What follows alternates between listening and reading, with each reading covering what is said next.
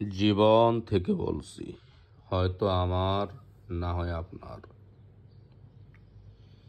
আমি সব সময় আল্লাহর কাছে প্রার্থনা করি, হে আল্লাহ, আমাকে আরো ধৈর্য দান করুন, আমাকে তোমার প্রতিটি পরীক্ষায় উত্তীর্ণ হওয়ার সেই তৌফিক দান করুন। আমি আরো নীরব হতে চাই। কখনো কখনো মনে হয় হয়তো নীরবতাই একমাত্র আশ্রয়। যত বলেছি, যত বোঝাতে চেয়েছি, ততই ভুল বোঝা হয়েছে। এখন আর কিছুই বলার শক্তি নাই। শুধু মনে মনে বলি, হে আল্লাহ, আমাকে ধৈর্য দাও, আমাকে এমন শক্তি দাও যাতে আমি সব কিছুই নীরবে নিভৃতে সহ্য করে যেতে পারি। কারণ এখন শব্দের বদলে নীরবতাই যেন সবচেয়ে বেশি কথা বলে। এক সময় আমি অনেক হাসতাম, ছোট ছোট বিষয়ে আনন্দ খুঁজে নিতাম, প্রতিটি বিষয় আমি উপভোগ করতাম। কিন্তু এখন মনে হয় সেই হাসির পেছনে কতটা কষ্ট জমেছিল তা কেউ বুঝতে পারেনি। মানুষ শুধু আমার হাসিটা দেখেছে, কিন্তু কান্নাটা কেউই দেখেনি। কেউ জানে না রাতের নীরবতায় আমি কতবার নিজের চোখের জল লুকিয়ে রাখি। কত প্রার্থনায় বলেছি, আল্লাহ, তুমি জানো আমি কষ্ট পাই, কিন্তু আমি কাউকে দোষ দিতে চাই না। আমি জানি নিজের কষ্ট নিজেই বয়ে বেড়াতে হয়, অন্যদেরকে দোষারোপ করে নয়। ধৈর্য একটা ছোট্ট শব্দ, কিন্তু এর ভেতরে আছে অজস্র ব্যথা, অগণিত নিঃশ্বাস আর অদেখা লড়াই। ধৈর্য মানে শুধু চুপ থাকা নয়, ধৈর্য মানে হলো যখন ভেতরটা দুমড়ে মুচড়ে ভেঙে যায়, তখনও বাহিরে শান্ত মুখে সবার কাছে বলা, আলহামদুলিল্লাহ, আমি ভালো আছি। কিন্তু ভিতরে তখন চলে কাল বৈশাখীর লড়াই।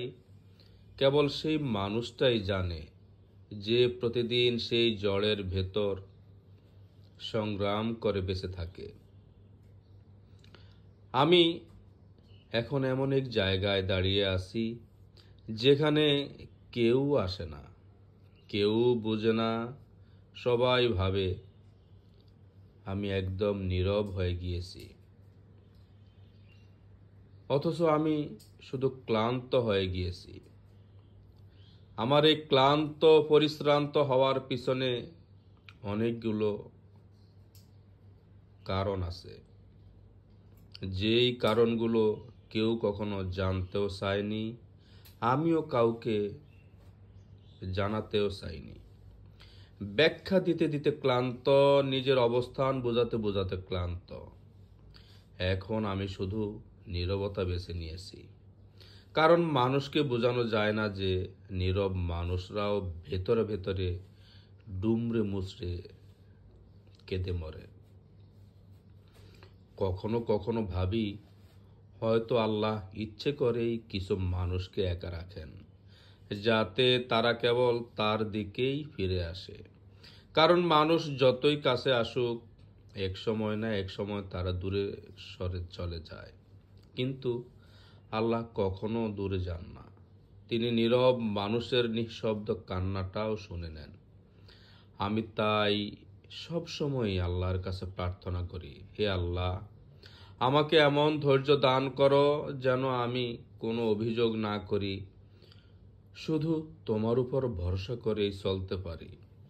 অনেক সময় মনে হয় কি জানেন, আমি হয়তো এমন এক পর্যায়ে পৌঁছে গেছি যেখানে ব্যথাটাও অনুভব করা যায় না, শুধু নিঃশ্বাস ফেলতে হয়।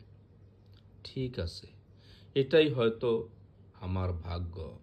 কিন্তু তারপরেও ভেতরে একটা ছোট্ট আশার আলো খুঁজে পাই। হয়তো একদিন সব কিছুই ঠিক হয়ে যাবে, মনের ব্যথা দূর হয়ে যাবে। একদিন এই নীরবতারও প্রশান্তি চলে আসবে।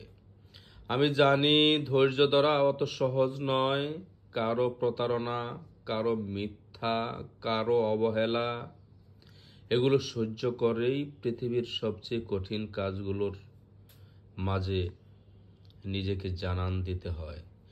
কিন্তু যখন মনে হয় আল্লাহ ধৈর্যশীলদের ভালোবাসেন, তখন মনটা একটু নরম হয়ে যায়, আশার আলো খুঁজে পাই। তখন মনে হয় এই কষ্টটা হয়তো বৃথা যাচ্ছে না, হয়তো এই কান্নারও কোনো হিসাব আল্লাহর কাছে জমা আছে।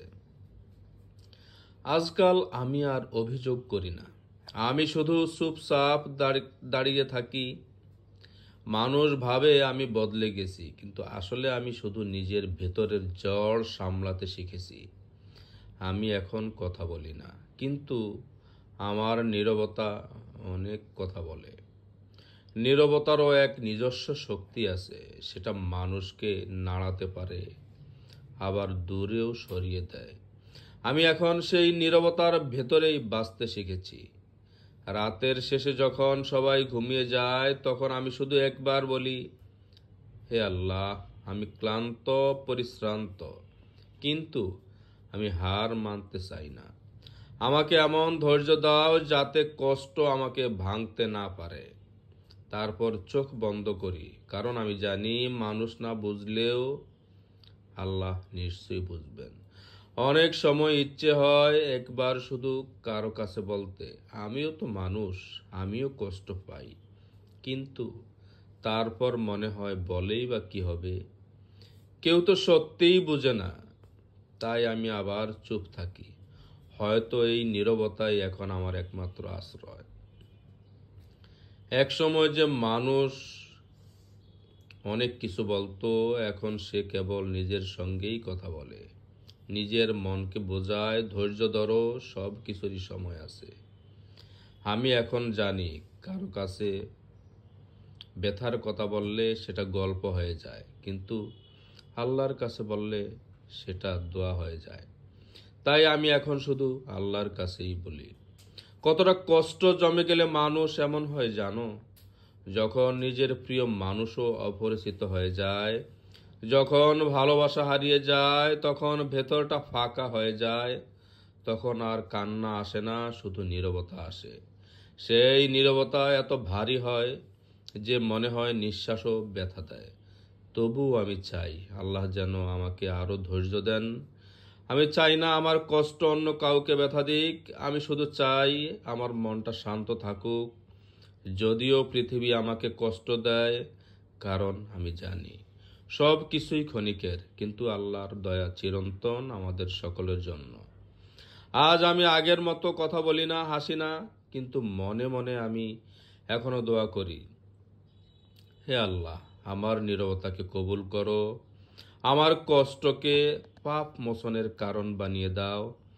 আমি এখন নীরব থেকে যেতে চাই, কারণ নীরবতার ভেতরেই আল্লাহর কাছে সবচেয়ে বড় দোয়া। আল্লাহ আমাদের সবাইকে ভালো রাখুন, আমিন।